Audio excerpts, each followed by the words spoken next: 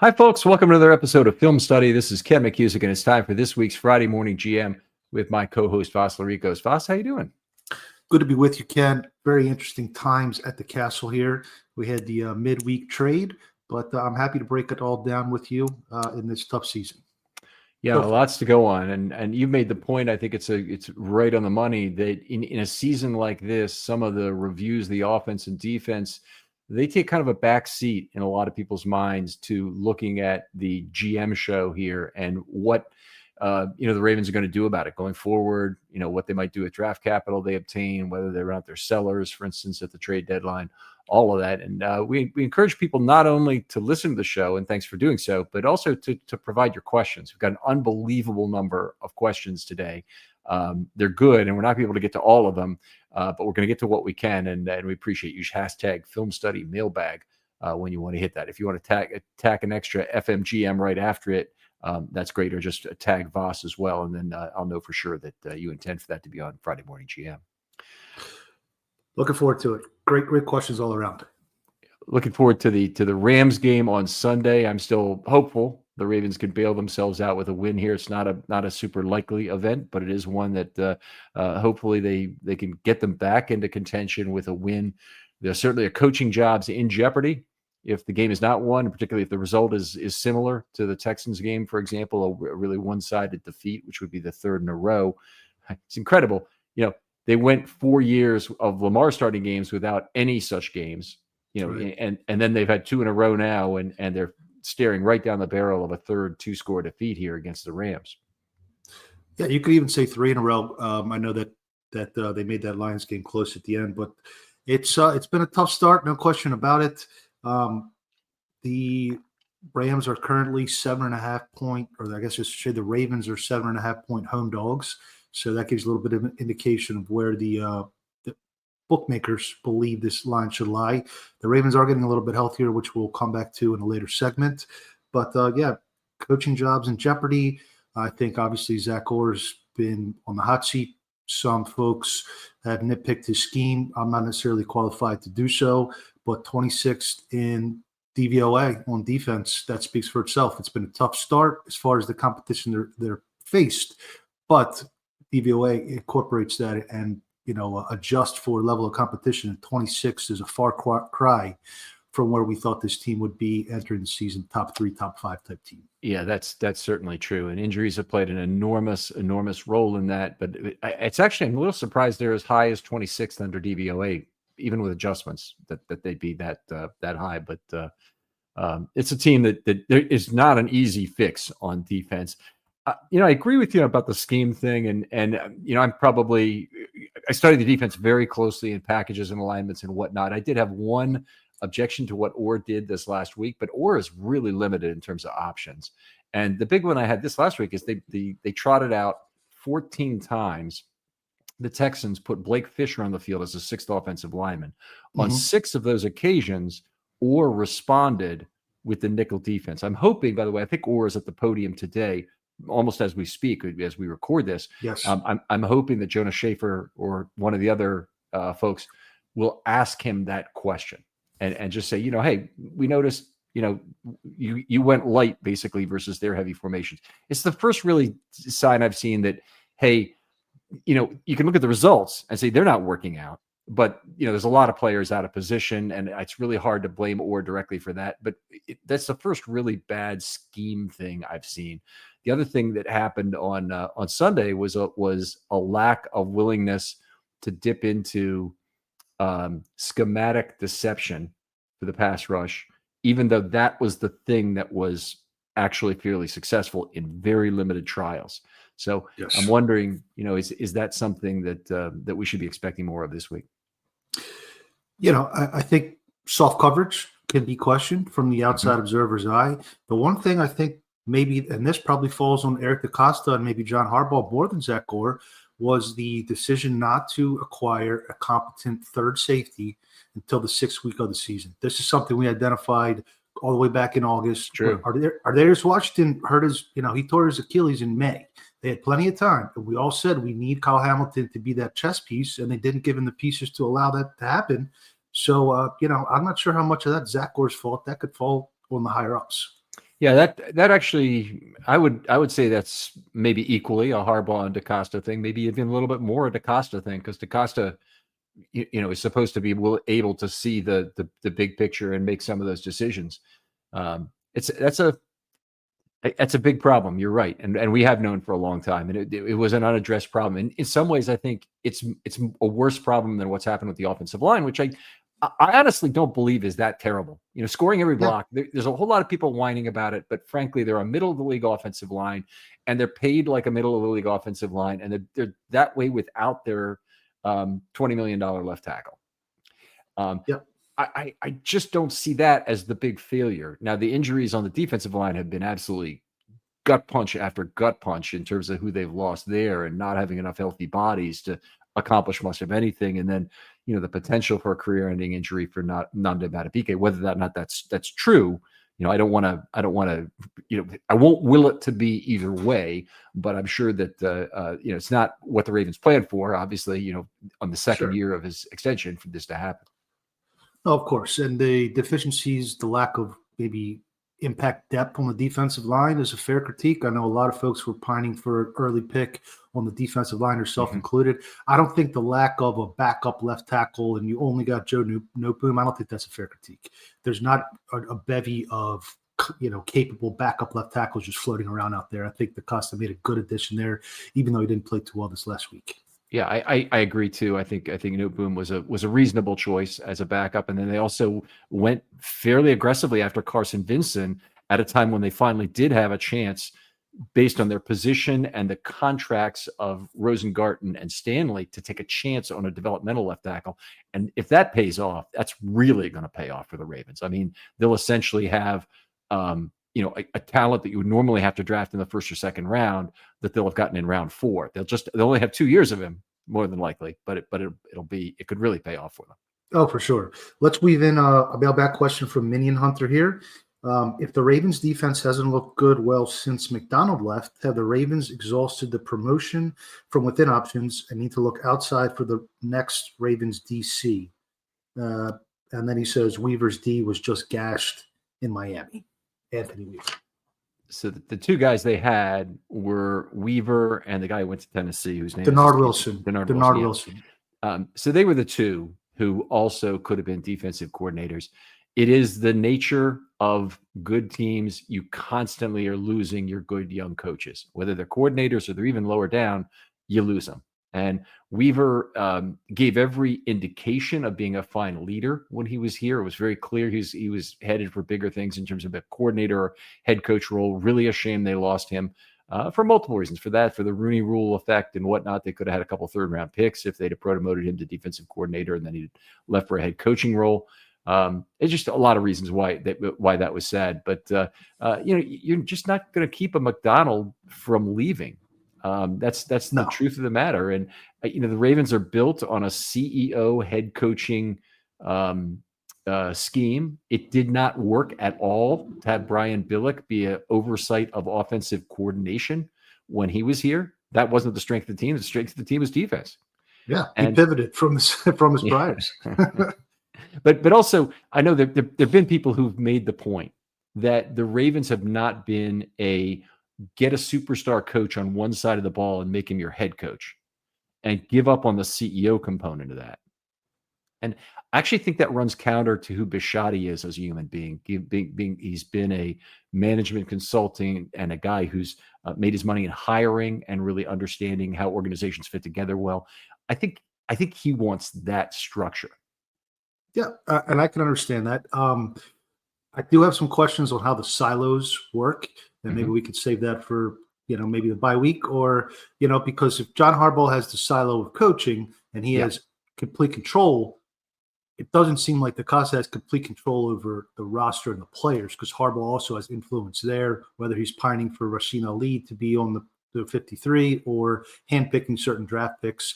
So maybe there's a better way to do it, but we can dive into that. Just taking it back to Minion Hunter's question here, I would look for the next defensive coordinator, assuming that there's not an in-house replacement, to come from that McDonald tree and that Jesse Minter tree. So if you're looking this offseason, look at who the Chargers and Seahawks have as far as up and coming coaches. I do think that scheme is can be very effective against modern offenses. Yeah, very, very high probability of that, I'd say. Meaning not necessarily 50%, but the plurality likelihood is probably that they reach into one of those two staffs and get their guy.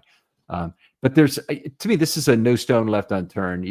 When you're the Baltimore Ravens, you should have a lot of pull in terms of whoever you want to bring in as a coach, and I think they have shown that Harbaugh has that kind of pull in terms of finding people that have quickly moved on to higher roles. But they really should have this pull if they want to hire a guy who's 52 and has a great track record of being a defensive coordinator and doesn't really want to be a head coach, or he does. Either way, I think the entire spectrum of potential candidates should look at the Baltimore job and say, this is one of the best ones that's out there. Yes, I agree with that for sure. For sure. They treat the coaches great, and they put them in positions to succeed. So why wouldn't you want to coach here, especially with Lamar Jackson under contract? Now we got interesting news on the injury front. Obviously, this last week they played without their 6th highest paid players against the Texans: Jackson Smith, Hamilton, Humphrey, Stanley, and Matabike. I believe those are 6th highest by AAV. I believe the way that's done, because Hamilton is not making that money really yet. I mean, he did get a signing bonus, but he's not making that money yet on an annual basis. Yeah. Ricard had not practiced in weeks, and we thought this was a possibility that they should have IR'd him. And instead of trying to play through an NFL game with 7 defensive backs active, which is just one of the riskiest things I've ever seen. Oh, for sure. There's no question. I was shocked that they went that route. You can look back upon cutdown day and week 1. And if Ricard went on IR at that point, maybe the Ravens keep Jalen Armour-Davis, and maybe once Jair Alexander's getting smoked in the 4th quarter, Jalen Armour-Davis comes in and makes a play. It's a sliding doors moment potentially. But that's neither here nor there. Let's get to the injury report from Thursday, and this is a participation report, so we don't know in what capacity. The calf injured players both returned, Marlon Humphrey and Patrick Ricard. Haven't seen Ricard out there on the field in a long time. The 3 players that are still out are the hamstring variety: Lamar Jackson, Roquan Smith, and Chidobe Awuzie. If Marlon can go this week, that would certainly benefit the Ravens defense. Ricard apparently is not expected to play this week. Harbaugh intimated that Chicago is their target date after the bye. Yeah, and so he's limited today, though. And with Marlon, I'm a little more optimistic. I don't know where you're on this, but it has been a common thing in the past that players will be none limited full in 3 days of practice. It is a potential path to for him playing on Sunday. Yeah, and he's played through injuries before. He's a tough guy for sure. I guess hamstring's one where you can re-aggravate it maybe more than a calf. I'm not a doctor, but it seems that they're being a little more cautious with the hamstrings, and I don't blame them. But certainly good to see Humphrey back on the field. The other addition to the injury report on Thursday was Ben Cleveland with an undisclosed absence.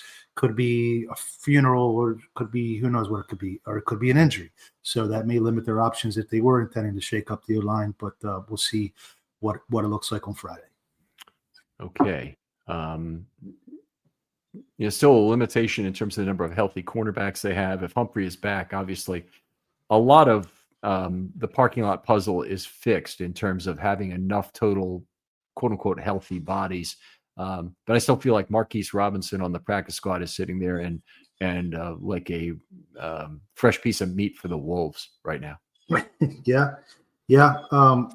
I probably would have activated him last week, but they just don't want to put any of these players on IR. The one I'm really looking at closely on Friday will be Ronnie Stanley. Is he full or is he limited? Because that's the one that could potentially have a major impact. He looked pretty rough in the videos we saw last week, did not give it a go after trying against KC and quickly being shut down. So I think we have a question that from Abbas that ties into that question a little bit. Yeah, here we go. So would you be in favor? This is from Abbas Bokhari. Would you be in favor of Corey Bullock getting more opportunities on the offensive line? I mean, my answer would be yes, generally speaking. The question is where. So if the Ravens are losing, in the process of losing another game, I don't have any problem on pulling Linderbaum, getting Bullock in there, and seeing what you got for 2026, because that's really where we'd be. Um, Putting Bullock at guard, replacing either Faalele or Voorhees. Voorhees needs a lot of live fire, so I wouldn't pull Voorhees for him. Would I pull Faalele at some point? I could see a rotation if you need to get him some snaps that way. I don't think Faalele deserves to be pulled from the lineup. I think he's honestly played too well for that.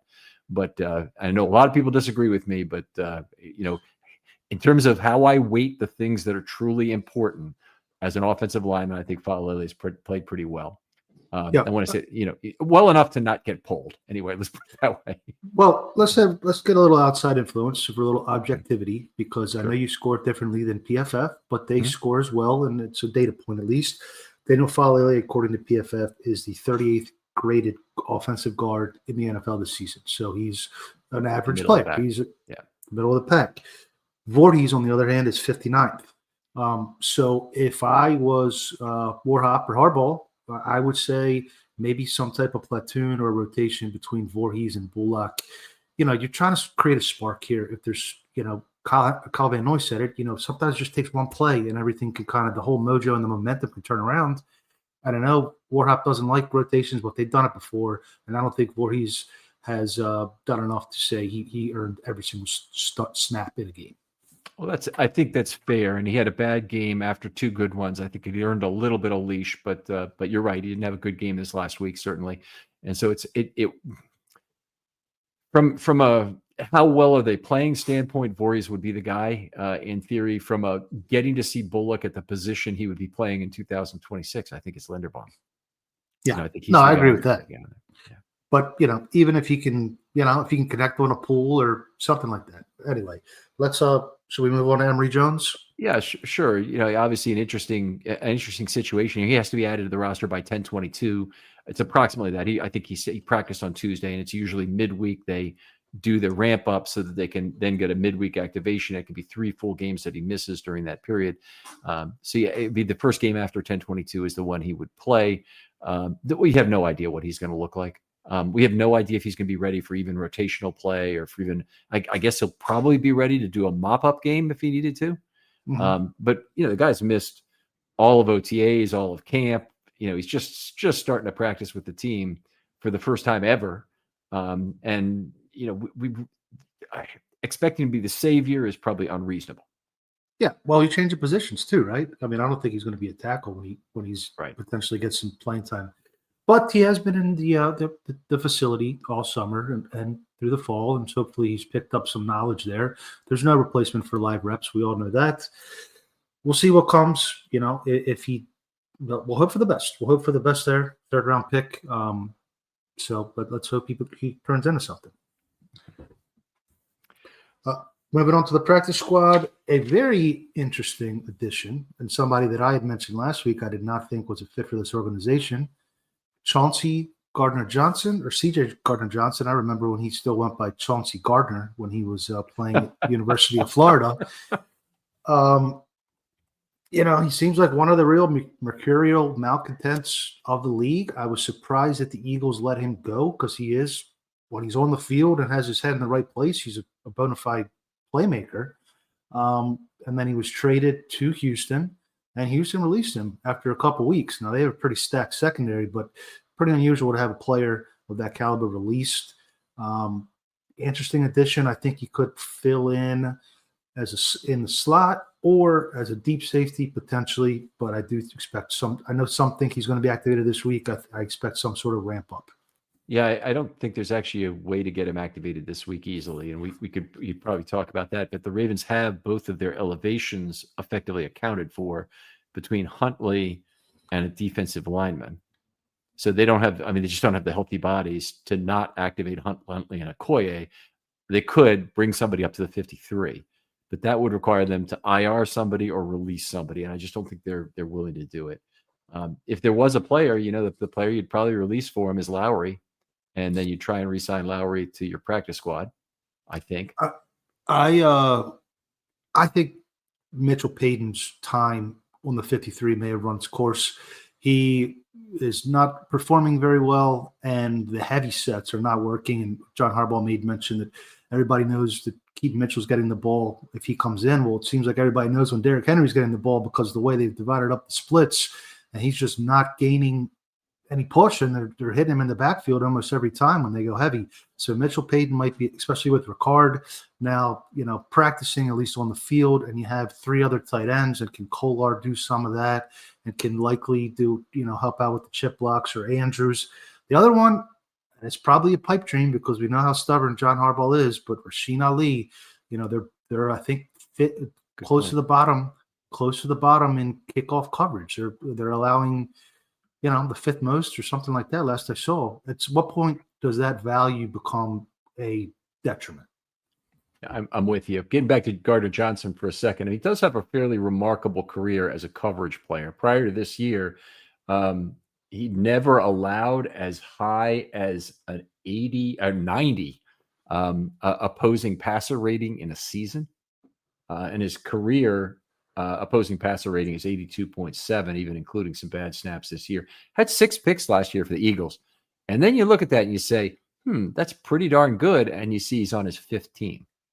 And and he's had 2 tours with Philadelphia among those 5 teams. So 3 years at New Orleans, 1 at Philadelphia, Detroit, Philadelphia, Houston, Baltimore now. It does not speak to a guy who really wants to play by a set of rules that's laid out by management. Yeah, sometimes the juice isn't worth the squeeze. Ed Reed was a mercurial player. The juice was definitely worth the squeeze. Chauncey Gardner Johnson, CJ Gardner Johnson, maybe not so much. This does dovetail into a question from, let's see here, Brendan Way. Let me see if I can locate that. Yeah, I've got it down here at the bottom here if you want me to. Go ahead. I just lost it. So for Brendan Way, the moves for Gardner Johnson and Gilman feel similar to the 2019 midseason signings of ILBs, Bynes, and Ford. Has there been any indication that the safety play is the or a major cause for lapses in the defense?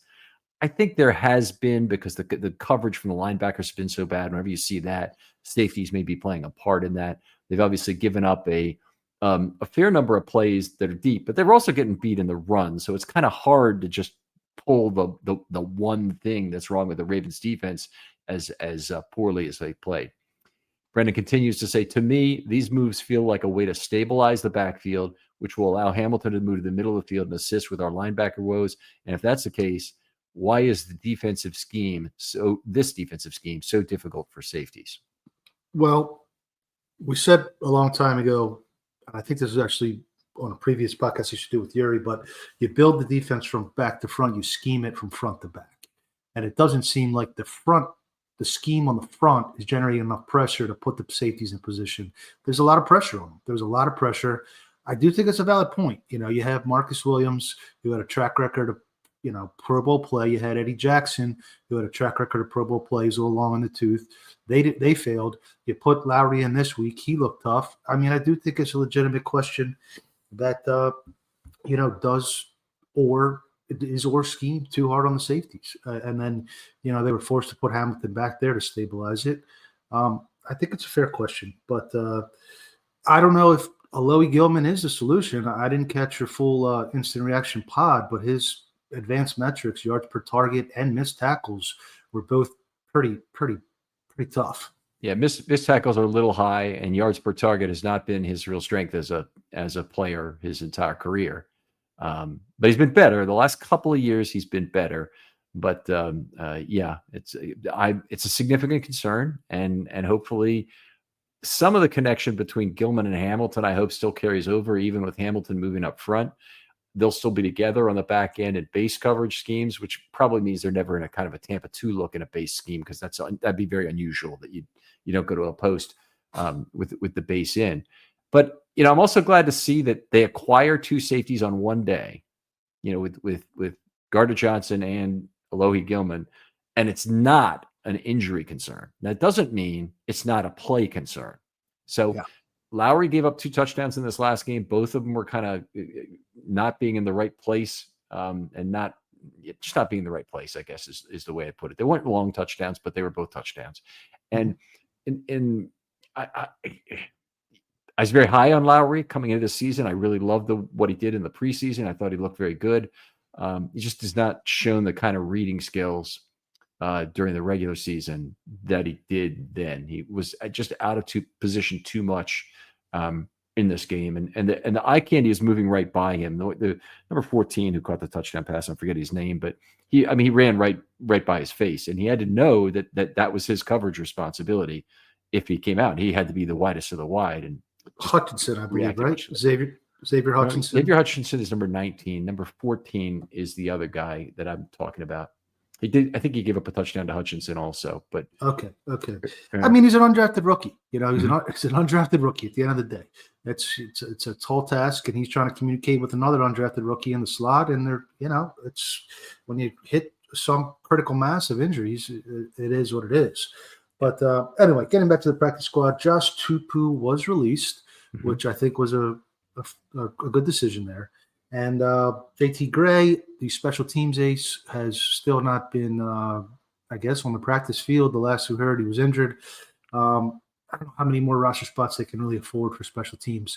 But in terms of elevations, I definitely think Okoye would be a prime candidate. I thought Okoye, as well as Trenton Simpson, if you're looking for bright spots from young players, showed a little bit of something against Houston. A little something. I mean, Okoye still is a guy who's not going to fix the run game on his own because he doesn't really set his feet in a way that helps him absorb double teams. But they did some things in this game that I kind of liked, and part of it might have been trying to get him off of double teams, was to get him as a 3-tech instead of as a 1-tech. Yeah. And so they had a fair number of plays where he and Jenkins were on the field together. Also Jenkins and Jones, by the way, in this. I really love seeing Travis Jones playing some 3-tech in this game. Yeah. But it's not like Orr is not trying anything with the personnel he's got. He's trying to build a skyscraper out of Lincoln logs here. It doesn't have very much to work with here. That's a good analogy. I like that one. Yeah. Marquise Robinson, I guess his potential elevation would be pending Humphrey and or Awuzie. It doesn't look like Awuzie is going to go, but probably pending Humphrey's availability. I don't know if you'd agree with that or not. I think Marquise Robinson will have to be activated at the 53 at some point. I think he's too valuable a safety or a corner rather. He had a really good preseason, and he's one of the guys who I think could be on a short list for a lot of teams when they have an injury to snag. And you kind of are playing a game of chicken with the other teams in the league. And I know you don't want to lose, a valuable special teams player, maybe a Jay Higgins or something. I'm not Marquise Robinson, I would think, has significantly more, maybe not, attractiveness to other teams in the league. If you need a starting corner, Marquise Robinson's your guy. If you want a big on special teams, then Jay Higgins is your guy. I don't think anybody's saying that Jay Higgins is ready to play starting linebacker though yet. No, but I'd like to see him get in the rotation. Buchanan is a 4th-round pick again, so you can't be too tough on him, but he's had his struggles at times, certainly in coverage. Again, I'd come back to the offensive side of the ball. You have 9 roster spots tied up in running backs, fullbacks, and tight ends. That's too many. You got to, if you're looking to release somebody, Mitchell Payton or Ali would be the guy for me if you really need to make space. Let's move on to the defensive line. Unless you have a thought on that. Travis Jones played pretty well, I thought. He's not 100%, but he's toughing it out. And these Peoples was not given too much opportunity. Jenkins played a large share of snaps, really picked that up. Brent Urban had probably his best game in the last year and a half or so, or half a year. And, Let me tell you about the online cannabis company that's changing the game, Mood.com. They created an entirely line of functional gummies, 100% federally legal THC blends, discreetly delivered right to your doorstep. And here's the best part. You can get 20% off your first order at Mood.com with the promo code RAVENS. Now, I've tried a bunch of their gummies myself. Each one's totally unique. The Sleepy Time gummies knock me out right away. They help me unwind fast, leave me refreshed the next morning. The Epic Euphoria gummies, they're perfect for when your day just isn't going the way you want it to go. What makes Mood special is how they pair the THC with natural herbs and adaptogens. You won't find blends like this at any local shop. They've got gummies designed for focus, relaxation, clarity, even energy, all made from cannabis grown on small, family-owned American farms. No pesticides, no shortcuts, just high-quality weed you can trust. Plus, Mood backs everything with a 100-day satisfaction guarantee. So head on over to mood.com, check out their amazing selection, and don't forget to use the promo code RAVENS at checkout to save 20% off your first order. I don't know if you think they need more on the defensive line. Probably Ange Love's question speaks to that. Okay, well, let's start with Jenkins, because I think he had one of his worst games. He had a bunch of missed tackles, including one early on where he's in the backfield, looked like he were down for about a 4 or 5 yard loss, and let him get away, and then he ended up running for some significant gain. I don't remember exactly what it was. Would you categorize that as one of those good missed tackles? Not good, but acceptable? Okay. No. Because no one else was close enough to do the cleanup work. No, I mean, honestly, he's got to do something to retract the runner for me to even classify it up from the very bottom. So if he just misses in the backfield and there's no rerouting of that runner in any way, then no, it's not a good missed tackle. No, that makes sense. It might not be the worst missed tackle, because if you're the last line of defense and you miss that tackle and the guy runs 20 more yards for a touchdown, that could be worse, but this was bad. Yeah. No, it makes sense. Yeah. Angela Love's question says, hi, Ken and Voss, regarding the D-line, how high of a pick should the Ravens be willing to part with? I assume he means this year and before the trade deadline, and not in next year's draft, because those two questions are very different, I think. Given the current record, we might be picking high.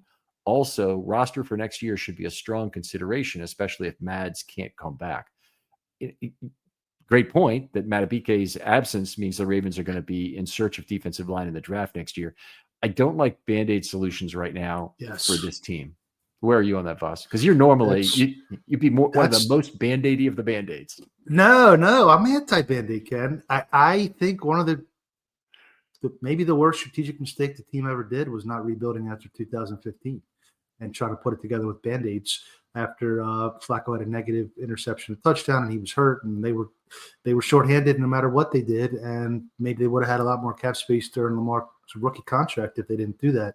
So I was going to use the word Band-Aid in my response and say I don't want to use an early pick for a Band-Aid, especially when right now they're projected to have the number 3 pick. I definitely don't expect them to finish there this year, but if you're looking at a top 12 pick, maybe if things go south, you don't want to spend that. I would say a 4th round pick, and I don't think any of these Dexter Lawrence, Jeffrey Simmons, Quentin Williams, pie in the sky. I think they're a pipe dream. First of all those guys are under big money contracts for the next 2 years at least.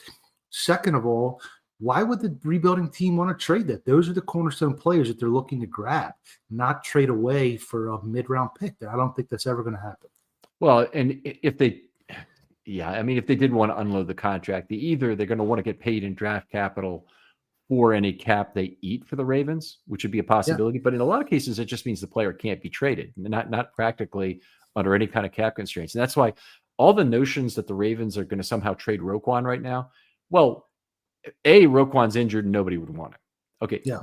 B, Roquan has the kind of bloated contract the Ravens can't possibly absorb with their current cap space. They've got about $14 million right now, but they can't absorb what it would take to accelerate Roquan to the finish line right now.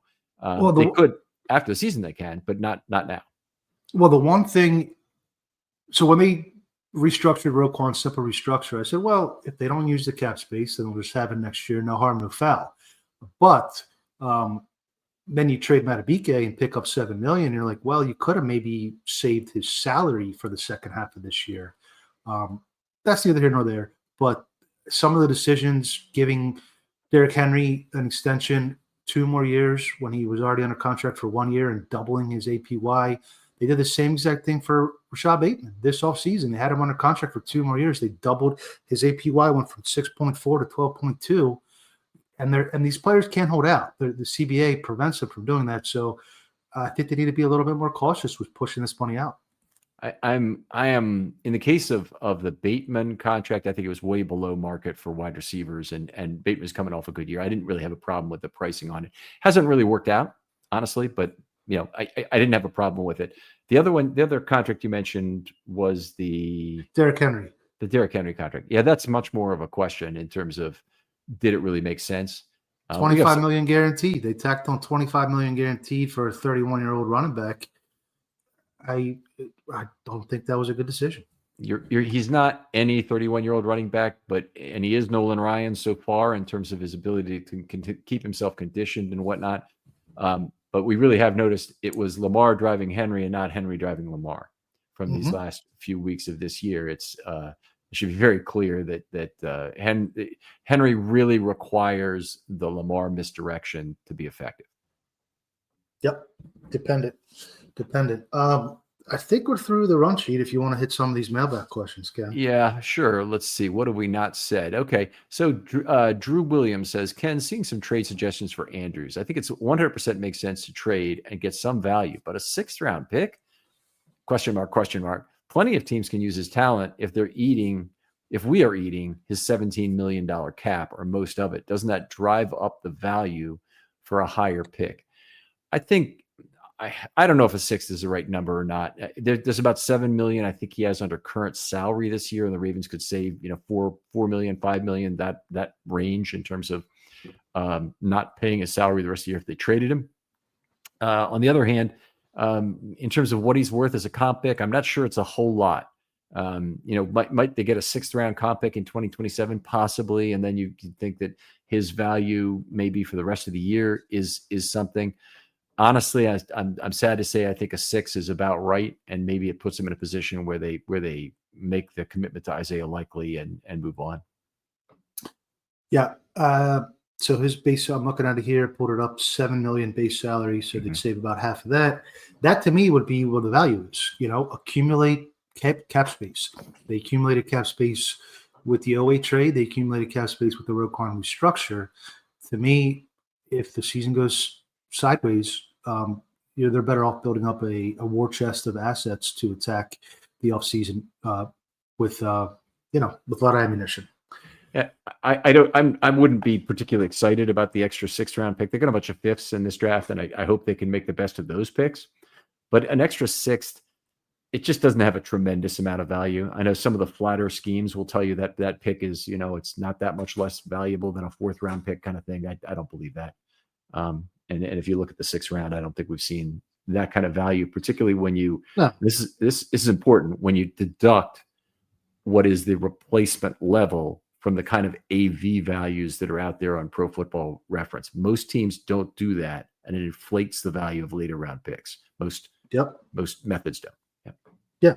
I mean, 6th, 7th round, even the 5th round, a lot of picks lately are going to special teamers. They're not going to offensive, defensive players.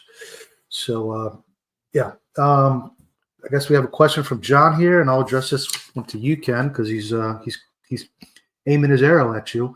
Last episode, you went off about what a disaster a Parsons deal would have been given our injuries, without considering that we may have been 3-1 or better going into this stretch. Not great analysis. Okay, so John, everybody's entitled to their opinion, and one of the things on Twitter that's just my basic philosophy of life is, if you're addressing a thing like that and you don't ask me a question directly, and he didn't, he just had an opinion on it, that's fine. I'm not going to respond to it. There are people who get defensive about that. They generally tend to be very weak and not very secure in who they are. John, I'd ask the question right back to you. Do you really believe that having Micah Parsons on this team would make the Ravens still a contender right this moment? If they had him, I think the injuries, the gambling public still believes they're a contender anyway, but it's very hard for me to believe that it would have really drastically changed their record. I don't think in any way it turns around either of the last 2 games. Might they have won the Buffalo game with Parsons? I don't know, but the cost of Parsons was incredibly high. It was debilitating to the franchise in terms of draft picks plus an enormous bloated contract that you'd have to put on the books. And it would have been an all-in move. I mean, literally, you're in the World Series of Poker. Getting Parsons is the equivalent of pushing every chip you've got into the pot. And it can work for some teams under some circumstances, and it might work for the Packers this year. I don't think it was a particularly savvy move. Yeah, I don't have much to add there. I'll move on to Saeed Tabatabai question. The Dr. OA Syed, trade. I think it is. Yes, Dr. Syed. Pardon me. The OA trade has freed up some significant cap room. Do you think it's a foregone conclusion the Ravens will make some more signings this year and try to salvage this season, given how wide open the AFC is, or sit tight on the money for extensions next year? I want to give you a chance to respond to this, but I'll just say I think they have a bunch of bloat in the Lamar Jackson contract, and this is actually kind of a prophylactic for the possibility they can't get him extended in a timely fashion for these next 2 years. But they've a lot of money in Lamar Jackson, and they have to get him restructured and extended in order to do a lot of the other signings they want to make. And otherwise, they need that $14 million to address part of the difference between, I think it's 45 this year and 72 next year. Yeah, Lamar has him over the barrel. He cannot be franchise tagged, and they can't force him to restructure. And last time, he essentially forced them to overpay for Odell Beckham. So, who's to say Lamar's not going to say, I'll restructure, but I get to pick my offensive coordinator or something of the sort. As far as a foregone conclusion, I won't put anything past this organization. I wouldn't be shocked if they kept Zach Orr through 17 games with the 32nd defense. They're very, resolute in their continuity, and they want to contend every season. That's their primary goal. Sometimes that's a competing goal with trying to win a Super Bowl, and it's hard to demonstrate that. But this trade deadline actually is maybe an example of where trying to contend this season could hinder their future attempts to win a Super Bowl. So, unless you see some big time turnaround, I personally would rather reserve these assets for the future. That's my personal take. Yeah, that's mine as well. And, I hope that if they go the selling route, that they aggressively do it. I think that they're in a rare position for a contending team that they have a lot of players that are cheap as hell that other teams would really covet. And Linderbaum, likely Travis Jones, and Owe was a fourth who wasn't terribly expensive. He could be fit under a lot of caps. That make a lot of sense for other teams. Who am I forgetting? I mean, Kohler could be in the group. Andrews is in the group because he only has $7 million of contract value. I mean, they've got players who can be moved. How about Hopkins? I think Hopkins might have some value the way he's played this year. And then to Doctor's point here, the AFC is wide open. Well, maybe that it can help you instead of bidding more. One team makes a move, then there's a little bit of an arms race in the AFC potentially. I don't know. You need to see a couple more weeks play out before that, but it could potentially behoove the Ravens to be sellers this year. Now, let's just play devil's advocate position here for the Ravens to be buyers still, even right now. Do you think the Ravens, in terms of trading a pick that's not in a compensation round, because usually when you trade a pick in a round where there might be a compensatory pick involved, it's typically a floater, and you get a pick at the end of the round. But let's say they were to trade a third round pick this year, where they're not getting any. Nobody's returning a third from the guys they lost last year. So let's say they traded that pick. Do you think there's another team that says, this year, that's not pick number 85 like it might be in a typical Ravens season. That could be pick number 74, which has or 70, which has a lot more value, and maybe we can look at putting a real good value on that.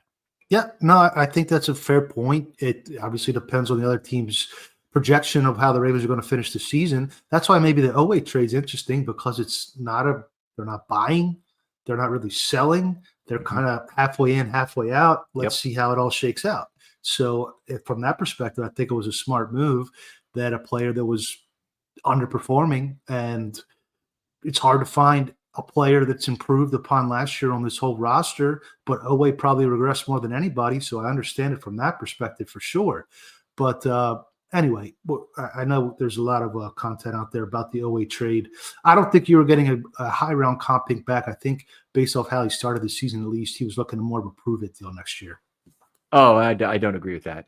No, his pressure rate's been consistently high throughout his career. He took actually a step back.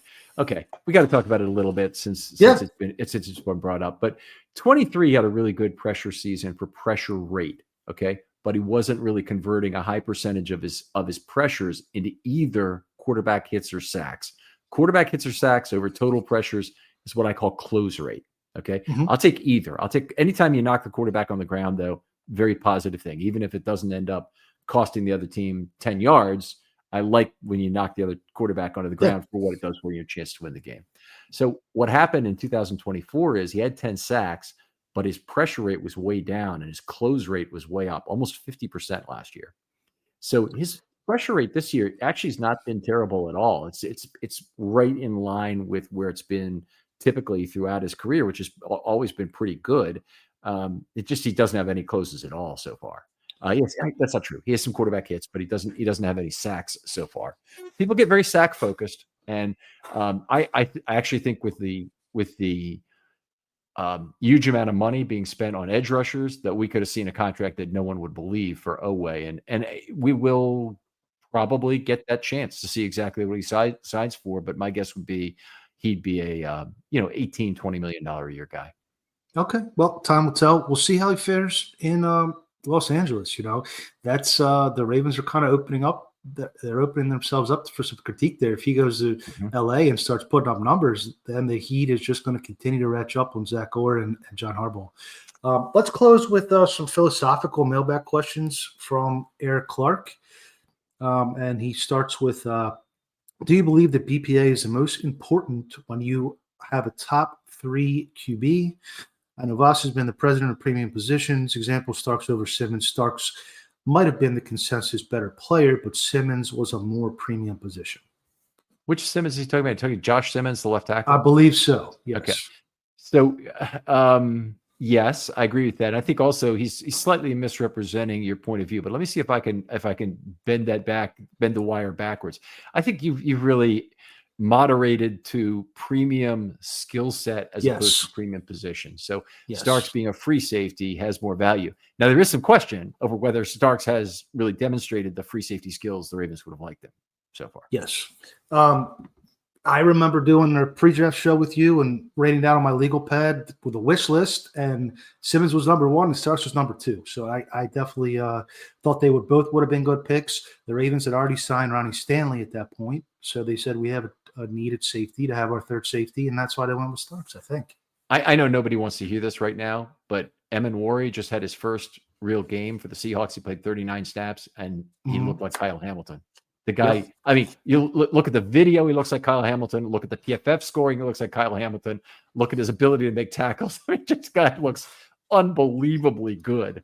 And, he certainly has, he was the Bo Jackson of safeties in terms of what he brought to the position. There's never been anybody like him in terms of size and speed at the position. He's just incredibly raw, but the first look is awfully, awfully good. And McDonald seems to have a good one.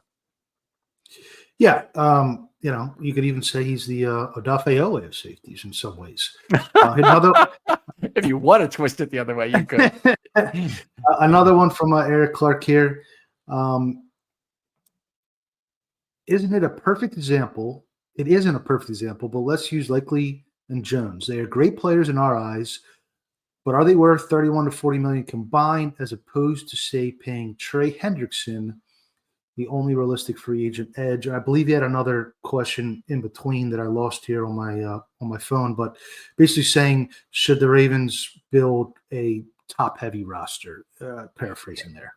All right. So if he's saying I could have 2 players or I could have 1, my preference would be in that situation would be to make sure that Travis Jones is the first guy back in the building.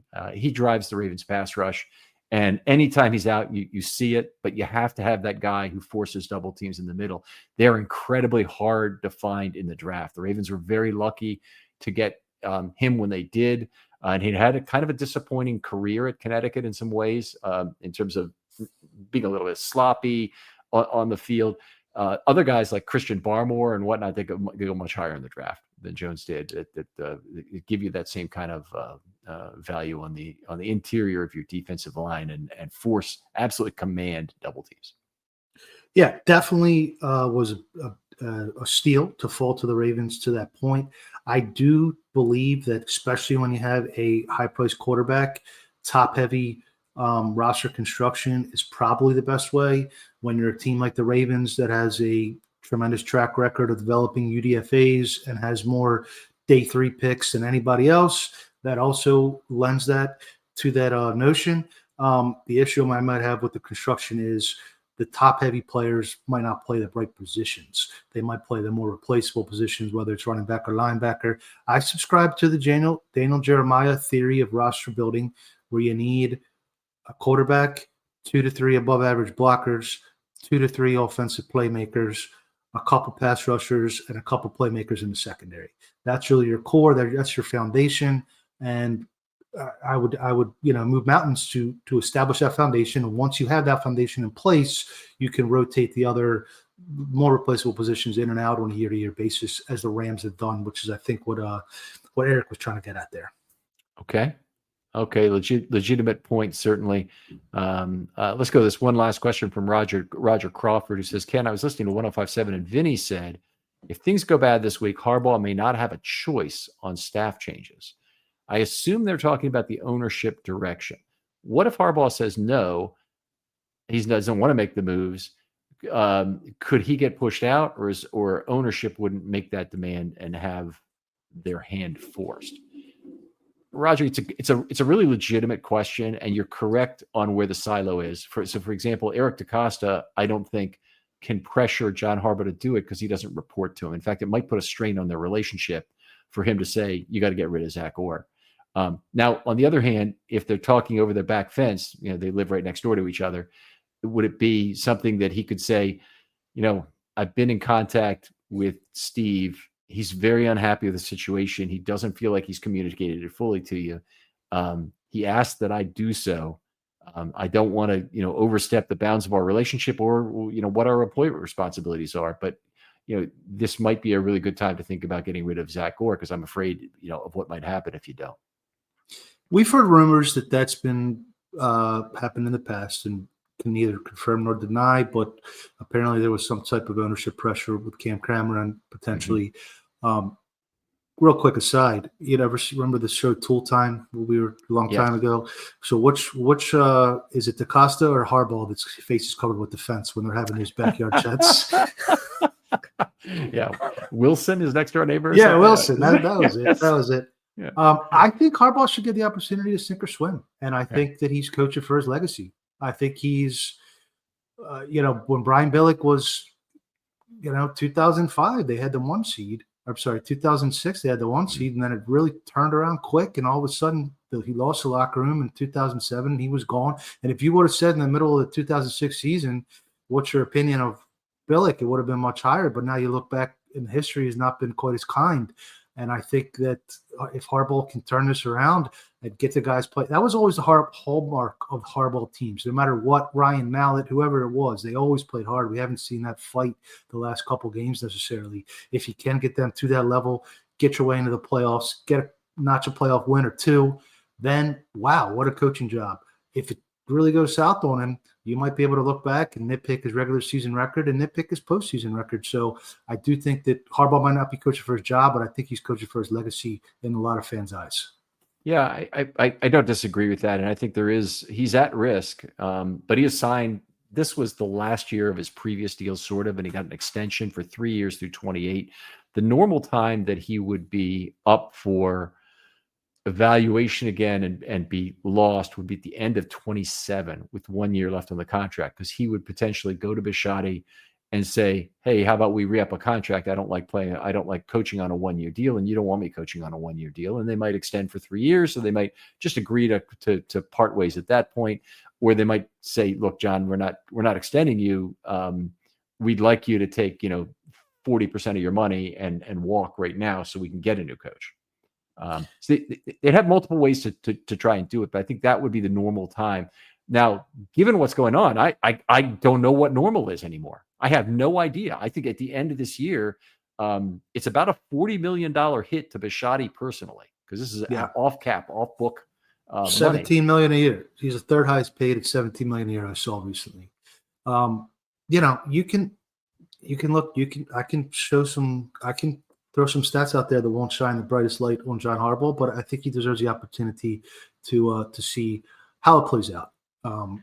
If you look back though 5 years from now and it doesn't work out, and you say, wow, they really missed the opportunity with the Lamar Jackson window. They held on to Roman too long. He, gets all this credit for putting Mike McDonald in Michigan for an internship, but then he turns around and hires a neophyte play caller and Zach Orr, and it can be shaded in different ways. So he's really fighting for that, I think, from down the stretch this season. And it's unfortunate that the season went this way. Nobody wanted it to happen.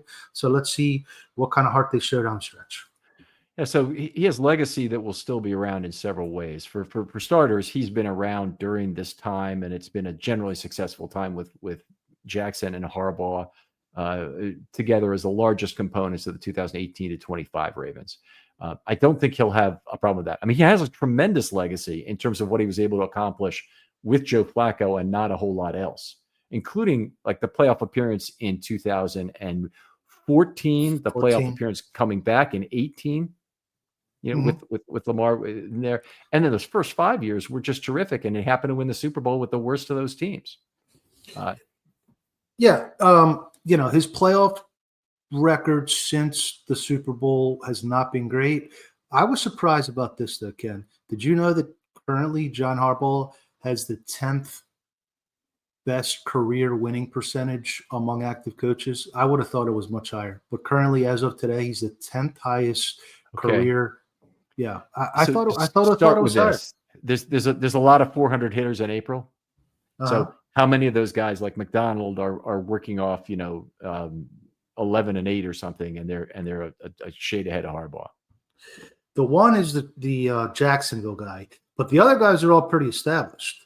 I looked at it's Nick Sirianni, 82 games, 7. His brother as it's 67%. LaFleur, 112 games. McDermott, 150 games. Andy Reid, 470 games. Kevin O'Connell in Minnesota, 58. Tomlin, Sean Payton, and then John Harbaugh. John Harbaugh's slightly ahead of Sean McVay. But I don't think that's good, but that's not great. And we've been kind of operating on the expectation that he's been great. And I think he's been more good. So if he gets that second Super Bowl with Lamar, then he's established great. If he doesn't, he leaves a little legacy on the table there. All right. Well, that's not an unfair way to state it. I kind of hate the discussion because it's a little bit like the number one receiver discussion to me.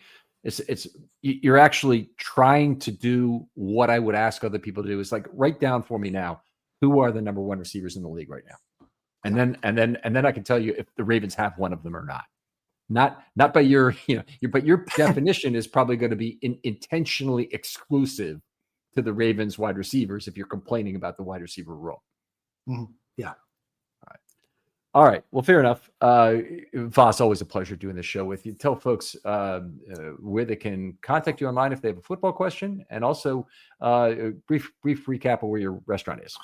Yeah, sure. I am at Vasilis Fiamata on Twitter X, VASILIS FIAMATA. Fiamata is the name of our Italian restaurant and lounge. We opened in March, and we ask you to please consider us for any of your private events, birthday parties, any of that sort of thing. We have private rooms. We're very customizable with the menus and the offerings.